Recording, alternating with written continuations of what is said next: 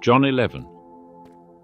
Now a certain man was sick, Lazarus of Bethany, of the village of Mary, and her sister Martha. And it was that Mary who anointed the Lord with ointment, and wiped his feet with her hair, whose brother Lazarus was sick. The sisters therefore sent unto him, saying, Lord, behold, he whom thou lovest is sick. But when Jesus heard it, he said, This sickness is not unto death, but for the glory of God, that the Son of God may be glorified thereby. Now Jesus loved Martha, and her sister, and Lazarus. When therefore he heard that he was sick, he abode at that time 2 days in the place where he was. Then, after this, he saith to the disciples, Let us go into Judea again. The disciples say unto him, Rabbi, the Jews were but now seeking to stone thee, and goest thou thither again? Jesus answered, Are there not 12 hours in the day? If a man walk in the day, he stumbleth not, because he seeth the light of this world. But if a man walk in the night, he stumbleth, because the light is not in him. These things spake he.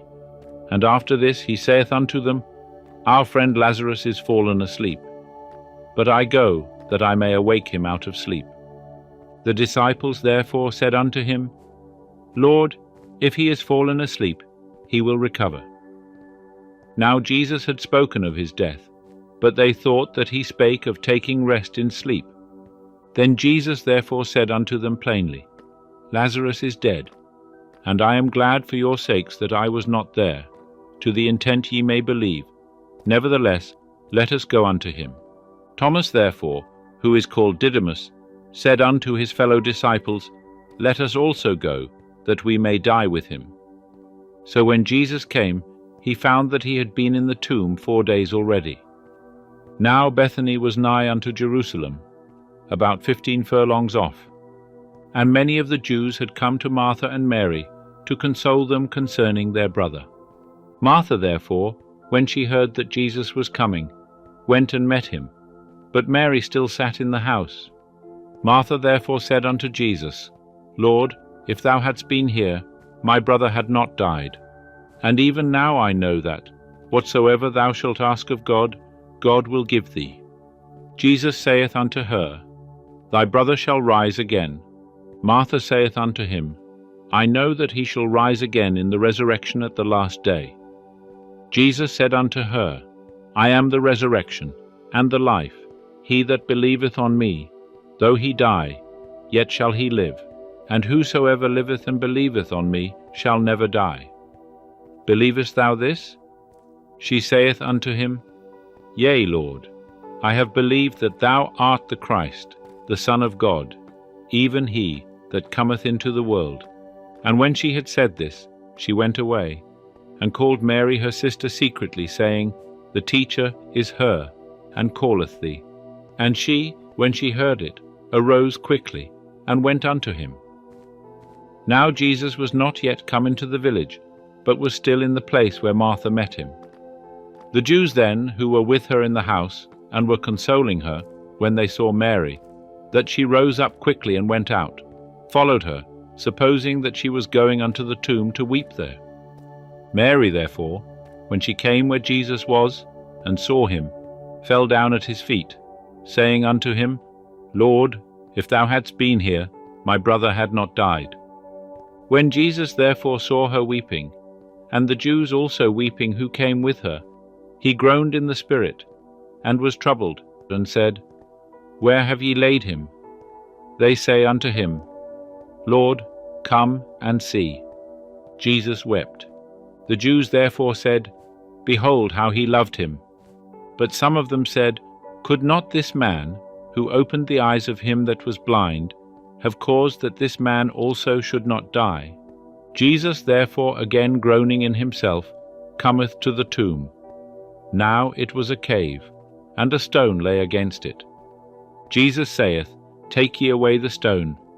Martha, the sister of him that was dead, saith unto him, Lord, by this time the body decayeth, for he hath been dead 4 days. Jesus saith unto her, Said I not unto thee, that if thou believedst, thou shouldest see the glory of God. So they took away the stone.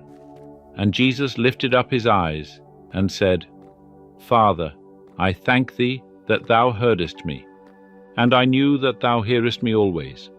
But because of the multitude that standeth around, I said it, that they may believe that thou didst send me. And when he had thus spoken, he cried with a loud voice, Lazarus, come forth.